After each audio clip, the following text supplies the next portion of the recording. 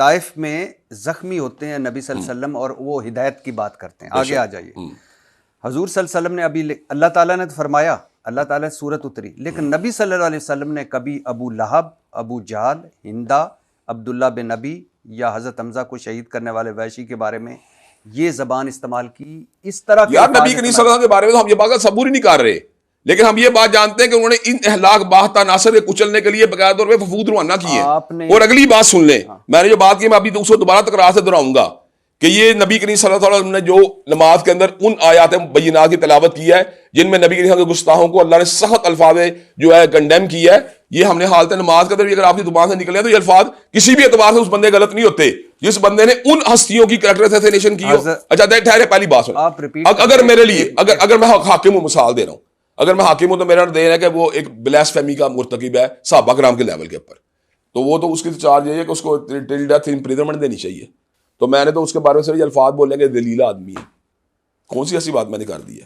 اس نے تو یہ الفاظ بول دیا کہ فلاں بندہ بھونکتا ہے یا فلاں بندہ جو ہے وہ کیا لیتے ہیں اس کے بارے میں امیر معاویہ کے بارے میں کہ اس کے ان کے قدموں خنزیر کا پاؤں. کیسی بات ہے کیا مقابر صحابہ کرام ائمہ دین کے بارے اتنے بے حس ہو جائیں کیا ہم ان کے بارے میں بالکل خاموش ہو کے بیٹھ جائیں؟ یہ نہیں ہوتی بات. حضرت عائشہ رضی اللہ تعالیٰ عنہ پر جھوٹی تہمت لگی, جھوٹا الزام لگا, بے شک نبی پاک صلی اللہ علیہ وسلم کا زدہ رہے, کئی دن وحی نہ آئی, جب وحی آئی سچ سامنے آیا تو نبی صلی اللہ علیہ وسلم نے جھوٹا الزام لگانے والوں کے حوالے سے ایسی زبان استعمال کی نہیں کی. اس میں سنت رسول میں نے پہلے آپ کو بات کی, جب ایک ایویڈنس جو ہوتا ہے میں نے آپ کو دے دی ہے کہ وہ صورتوں, چلے آپ نے کبھی سورۃ العلق کی تلاوت کی ہے نماز میں؟ جی.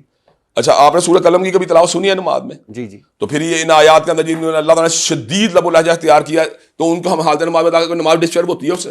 ہم آپ امتی ہیں رحمت اللہ عالمین کے, بے شک, جن کا اخلاق دنیا میں اسی کتاب و سنت کی بات کر رہا ہوں, میں اسی کتاب و سنت کی بات کر رہا ہوں, اسی کتاب میں جو سخت آیات پڑھی جاتی ہیں ان معاندین کے لیے, کیا اس سے ہماری اخلاقی حالت بگڑ جاتی ہے؟ آپ یعنی حضور صلی اللہ علیہ وسلم نے کہا کہ 3 مرتبہ کہا, آپ کو حدیث آتی ہوگی کہ عائشہ رضی اللہ تعالیٰ عنہ, عائشہ آپ جب میں دیکھیں آپ دو چیزوں مکس کر رہے ہیں, آپ اخلاق کو تعدیرات سے مکس کر رہے ہیں. میری بات اخلاقی حالت اور ہوتی ہے, تعدیراتی حالت اور ہوتی ہے. میری بات سنیے کہ جنت لوٹ لی, جنت لوٹ لی, جنت لوٹ لی. حضرت عائشہ رضی اللہ تعالیٰ نے فرمایا یا رسول اللہ کن لوگوں نے؟ انہوں نے فرمایا جن کے اخلاق اچھے ہیں. اور اخلاق اچھا پتہ ہے کیا ہوتا ہے؟ ہمارا دین بھی یہ کہتا ہے کہ جو توڑے اس کے ساتھ جوڑو. بالکل ٹھیک ہے. ایک رویہ تھا آپ کا, میں جو سوال آپ کے سامنے رکھنا چاہتا ہوں, جو آپ نے کیا, ایک رویہ یہ ہوتا ہے کہ جب دلائل ختم ہوتے ہیں تو گالیاں شروع ہوتی ہیں. وہ تو کام سے شروع کیا ہوا نا, آپ نے اس کو جواب دیا ہے, کر لیں ہم سے بات. آپ سمجھتے ہیں آپ سچ پہ ہیں؟ ہاں سچ پہ, اللہ کے فضل. تو آپ اگر سچ پہ ہیں, آپ کے پاس سچا سودا ہے, سوچا سودا, تو آپ ایک اس کو مسلمان بھائی کی حیثیت سے اس طرح القاب میں نہیں, آپ مجھے یہ چھوٹی بات ہے, وہ اس کو چاہیے نا اصولی طور پہ پھر ہم سے گفتگو کرے نا. جی اگر وہ گفتگو بھی نہیں کرے, گالیاں دے جائے گا باہر بیٹھ کے ائمہ دین کو, وہ صحابہ کرام کو, پھر آپ نے کبھی پھر یہ قرآن کے بارے میں باتیں کریے تو پھر ہم خاموش ہیں. آپ نے کبھی ایک ٹیلی فون کیا کہ مناظرہ چھوڑ کے کہ یار آئے بیٹھے ہیں آپ, ہم ڈسکس کریں؟ کیوں؟ وہ تو جناب والا میرے پروگرام کا نام سن کے نہیں آئے گا اس پروگرام میں نے کہاں فون کرنا ہے. آپ بٹھا دیں مجھے, میں آپ کے تو وصول آپ بٹھا دیں مجھے. اچھا میں ایک ویڈیو آپ چلے آپ بٹھا دیں نا, میں آپ کو کہتا ہوں بٹھا دیں آپ. جی میں ضرور بیٹھنا چاہیے آپ کو. ٹھیک ہے, میں یہ نہیں کہہ رہا, بتائیں آپ یہ کام کر سکتے ہیں کہ نہیں, پہلے بتائیں آپ کے تعلقات ہے نا, تو آپ کو چاہیے آپ بٹھائیں. آپ میرے آپ کے ساتھ بھی ہیں, مولانا طارق جمیل صاحب, تو بٹھائیں. آپ کو پہلے یہ بتائیں مولانا طارق جمیل کا میرے سے فکری ایک میری فکر, یا میری مولانا طارق مسعود کی بھی ایک فکر نہیں نا, مثال دے رہا ہوں, یا میری مفتی حنیف قریشی صاحب کی, میں آپ کو حنیف قریشی صاحب کا ایک چھوٹا واقعہ سناتا ہوں, آپ مجھے کنفرم کر سکتے ہیں. جب کورونا کے دن آئے تو وہ بیمار ہوئے کورونا کی بیماری سے, میں نے انہیں فون کیا, میں کہا حضرت میں آپ کے پاس آنا چاہتا ہوں. انہوں نے کہا کیوں؟ میں کہا میں نے آپ کو آ کے دم کرنا ہے. میں کہا باقی آپ اپنا پریکاشن وغیرہ سارا کوارنٹائن وغیرہ کا کام کریں, لیکن مجھے ایک موقع دیں. تو انہوں نے کہا اس وقت حالات جس طرح کہ آپ کو میں آنے کی جو ہے نا وہ نہیں کہہ سکتا کہ آپ آئیں کیونکہ اس کے ساتھ کوئی وائلیشن ہوگی. میں کہا مولانا آپ مجھے دے دیں موقع ایک, آپ مجھے بتائیں کہ میں نے ان کو کب بات کی. ایک بار مولانا طارق جمیل صاحب مجھے مل گئے وہاں پہ کراچی ایئرپورٹ کے اوپر, ہم بڑی محبت کے ساتھ آپس میں ملاقات ہم نے کی. مفتی طارق مسعود صاحب یہاں پہ درس دینے کے تشریف لائے پنجاب یونیورسٹی کے اندر, تو یہاں بیٹھ کے ہمارے ساتھ کھانا کھاتے رہے. مولانا لدھیانی سے میری ملاقات ہو چکی ہے. معاویہ طارق صاحب جب اپنے لاہور مجھ سے ملاقات کرتے ہیں, وہ کیا چیز ہے کہ مجھے محمد علی مرزا جیلوی کے بارے میں ہماری زبان سے الفاظ نکلے. آپ اس کو تو دیکھیں نا. غامدی صاحب سے میں کئی پروگرام میں اکٹھے بیٹھ چکا ہوں, غامدی صاحب مجھ سے کئی بار مل بھی چکے ہیں, اور میں آپ کو یہ بھی بتاؤں بات, شاید میری فکری اختلافات ان سے مرزا محمد علی جیلمی کے مقابلے بہت زیادہ ہوں, لیکن کیا وجہ میں وہ زبان غامدی صاحب کے بارے میں استعمال نہیں کرتا, کیونکہ غامدی صاحب جو ریشنل گفتگو کرتے ہیں ان کا اپنا نقطہ نظر, میرا اپنا نقطہ نظر ہے, میں اسے ڈائلاگ کر سکتا ہوں, ان کی دلیل سنتا ہوں. اگر وہ گالیاں دینا شروع کر دیں گے ائمہ دین کو, مثال دے رہا ہوں, یا صحابہ کرام کو, تو پھر میرے جذبات ان کے بارے میں اس طرح ہو سکتے ہیں. میں ایک ویڈیو کلپ دیکھ رہا تھا خادم رضوی صاحب کا, وہ کہیں تقریر کر رہے ہیں, تقریر ختم ہوتی ہے, اچانک اذان شروع ہوتی ہے اور وہ مائک دے کر کہتے ہیں اے وہابیاں دی اذان ہے, ان دا کیڑا ادب ہے, اے سوراں دے سور نے. آپ نے مذمت کی اس کی مجھے پتہ ہے, لیکن آپ نے کوئی ایک لقب یا القاب یا ان کے حوالے سے اس طرح کے استعمال نہیں کیے. کیوں؟ کیا وجہ کیا اس کی وجہ کہ یہ نہ انہوں نے کام ہیبیچول نہیں اس کام کے, کہ انہوں نے گالیاں ہمیں دی ہیبیچولی, اور دوسری بات یہ کہ انہوں نے کوئی ایسی بات نہیں کی کہ جس کی بنیاد پر میں دیکھوں کہ یار ان کی مذمت کے باوجود میرا گزارا نہیں ہو رہا. مرزا محمد علی جیلمی نے ایسے بہت سے کام کیے ہیں جن کی وجہ سے اس بات کا حقدار ٹھہرتا ہے کہ دلائل کے ساتھ ساتھ اس کو تھوڑی بہت جو نا وہ, میں آپ کو چلیں آپ کو چھوٹا واقعہ سناتا ہوں. اس کی عادت یہ ہے کہ وہ طنز کو کبھی بھی درمیان سے نہیں باہر نکالے گا. اس نے کہا یار کئی لوگ ایسے ہوتے ہیں جو ملک سے باہر ہوتے ہیں, ان کی بیویاں یہاں پہ ہوتی ہیں, تو ان کے یہاں بچے پیدا ہو جاتے ہیں, تو میں تو کرامت کا بچہ کہوں گا, اور عام طور پہ مفتی وغیرہ انہی کرامتوں سے پیدا ہوئے ہیں. اور پھر انہوں نے اپنا واقعہ بیان کر دیا جس کو انہوں نے جو محنت کر رہے تھے, انہوں نے جو کلپنگ وغیرہ کی کہ میں عمرے کے اوپر گیا, حج کے اوپر گیا, تو اس وقت جو ہے نا میری بیٹی 2 سال کی اور میری شادی کو بھی آلموسٹ 2 سال ہوئے تھے. تو انہوں نے ان پر تبصرہ کر دیا کہ یار وہ کرامت کا بچہ تھا, یہ کرامت کی بچی نہیں. تو کہنے کا مقصد یہ آپ ایسا ایٹیٹیوڈ اپناتے ہیں جس کی وجہ سے پھر ایسا فیڈ بیک آپ کو ملتا ہے. جب آپ اس طرح ایٹیٹیوڈ نہیں اپنائیں گے, آپ اس طرح یعنی جسے کہتے ہیں پھکڑ بازی نہیں کریں گے, آپ اس طرح کی الزام تراشی نہیں کریں گے, آپ اس طرح کی ہیٹ اسپیچ نہیں کریں گے, تو اگلا بندہ پاگل ہے. ایک بندے کا کیریئر بھی دیکھیں, اگر میں ہیٹ اسپیچ کرتا ہوتا تو کسی اور مسئلہ کے لوگوں بھی آپ کو کہتے ہیں یار دیکھیں شام نے کتنی ہیٹ اسپیچ کی ہے. وہ ہیٹ اسپیچ کرتا ہے, وہ صحابہ کرام رضوان اللہ علیہم مجمع کا ڈیروگیٹری کمنٹس دیتا ہے, وہ ائمہ دین کا ڈیروگیٹری کمنٹس دیتا ہے. مجھے لگتا ہے کہ شاید میں آپ کو سمجھا نہیں پا رہا. نہیں چلے آپ نہیں سمجھا پا رہے, میری سوچ سن لیں. میں میری اچھا چلے میری ایک چھوٹی بات سن لیں. سینٹر مشتاق احمد خان صاحب ہیں, انہوں نے کہا فلسطین کے بارے میں تم آ جاؤ. میں چلا گیا وہاں پر. مجھے یہاں پہ ڈاکٹر سراج صاحب کی اکیڈمی سے جو ہے نا فون آیا ان کا, شجاع الدین شیخ صاحب, وہاں بھی چلا گیا.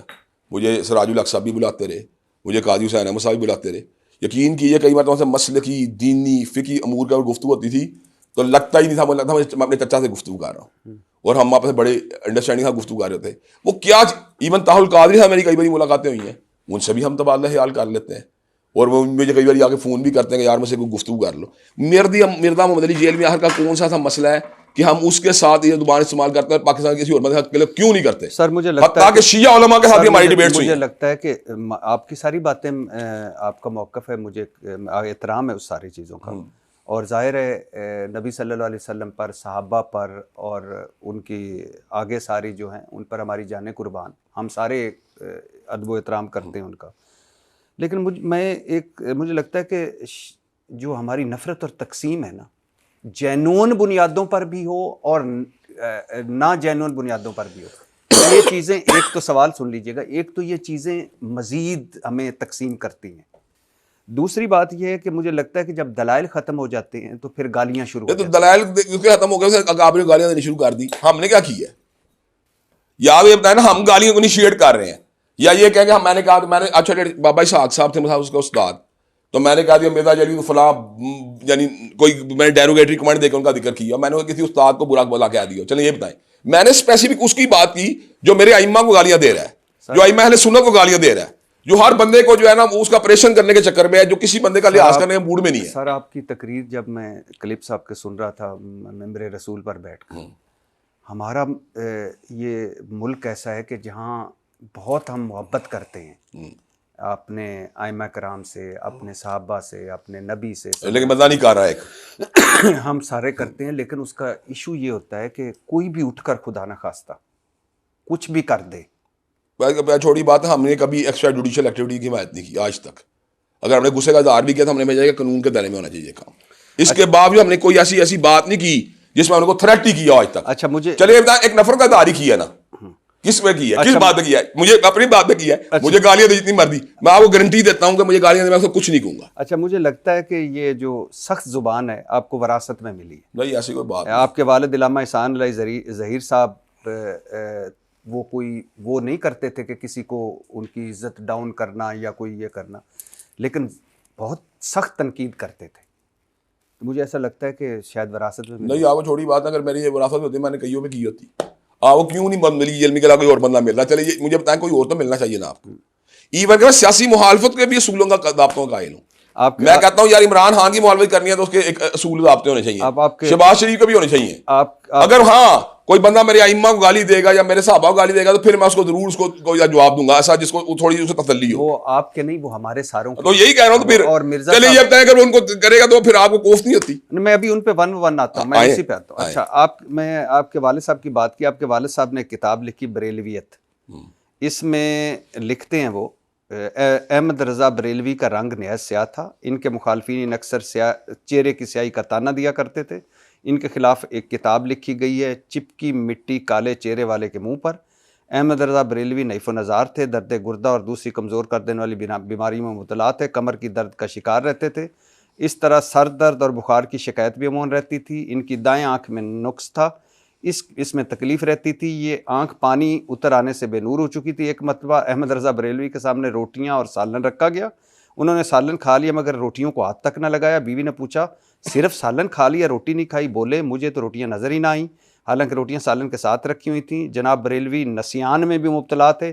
ان کی یادداشت کمزور تھی. ایک بار دوران گفتگو اینک اونچی کر کے ماتھے پر رکھ لی. اس کے تھوڑی دیر بعد اینک تلاش کرنے لگ گئے, بھول گئے کہ اینک ان کے ماتھے پر ہے. کافی دیر پریشان رہے. اچانک ہاتھ ماتھے پر لگا تھوڑی اور اینک ماتھے سے ناک پر آ گئی. تب پتہ چلا اینک تو ماتھے پر تھی. اب وہ بریلویت پہ کتاب لکھ رہے ہیں اور بریلوی کے فقہ بریلوی کے سب سے بڑے جو ہیں احمد رضا بریلوی, ان کے بارے میں لکھ رہے ہیں کالا شخص تھا. یہ تو آپ بتا چکے ہیں, بار بار ایک بات ریپیٹ کرنے کا کیا فائدہ؟ کالا شخص تھا. نہیں یہ تو آپ پہلے بتا چکے ہیں. بات سن لیجیے. یہی کہہ رہا ہوں آپ, یہ ایک بار آپ کا کیا خیال ہے گریوٹی بڑھ جائے گی اس کو دوبارہ ریپیٹ کرنے سے؟ گریوٹی نہیں بڑھے گی. کالا شخص تھا. گریوٹی سے بڑھنی نہیں, آپ اتنا مرضی طور پہ لیں انہیں باتوں کو ریپیٹ کر کے. میں آپ سے عرض کرنا چاہتا ہوں, آپ میری عرض سن لیں. میرے دادا ابو مثال ہے, بیمار ہوں, میں کہہ سکتا ہوں کہ گردے کا مسئلہ ہے, انہیں جگر کا مسئلہ ہے, ان کی آنکھوں سے, میرے سسر کی آنکھ کے اندر سے پانی آتا, بے نور ہو گئی تھی, وہ سامنے تھے, ان کو یہ بیماری کا سامنا کرنا پڑا, قلب کی بیماری کا. اس میں کون سی ایسی بات؟ اور اگلی بات سن لیں, انہیں بات میری طرح سے کوئی بھی نہیں لکھی. یہ انہوں نے بریلوی کتب کے حوالے سے ان کے بارے میں الحمدللہ اتنی تحقیق کی, ان کی تحقیر کے حوالے سے. تحقیر کے حوالے سے نہیں, سن لیجیے, اگر تحقیر کے حوالے سے ہوتی تو 350 صفحوں کی کتاب کو پہلے 1.5-2 صفحے نہ ملتے. اچھا سن لیجیے نا, کالا شخص, نحیف و نظار شخص. میں حیران ہوں آپ ایک بار ریپیٹ کرنے سے کیا گین کر رہے ہیں. بیمار شخص, اس سے کچھ نہیں گین ہونا, سینسیشن کریٹ کرنے سے کچھ نہیں ہونا. وہ شخص جسے سامنے پڑے روٹیاں نظر نہ آئیں, وہ غیر حاضر دماغ جسے ماتھے پر ٹکی ہے نا, پتہ نہیں چلا, کمزور یادداشت والا. میں حیران ہوں آپ نے 3 یا 4 بار ایک ہی بات دہرا دی, کیا ہو رہا ہے ایسے؟ اچھا چلے ایک بات ہے, 350 صفحوں کی کتاب میں سے آپ نے پہلا 150 پڑھ دی. یہ بریلویت پہ کتاب, میں آپ کو یہی عرض کر رہا ہوں, آپ نے 350 صفحوں سے پہلا 150 پڑھ دی ہے. اس کے آپ نے قائد کی بحث کے اندر جانے کی کوشش نہیں کی اور علمی بحثوں میں جانے کی کوشش نہیں کی. آپ نے اس کا وہ حصہ لگا دیا جس کو آپ اسٹگما لگا سکتے ہیں کہ یار یہ دیکھیں انہوں نے کیا کیا. اچھا مجھے جو چھوڑے, ایک میں 20 کتابیں لکھی ہیں, اس سے ایک کتاب کا یہ بات اگر لکھ دی ہے کسی حلیے کے بارے میں, اور لکھی بھی ان کے حوالے سے جو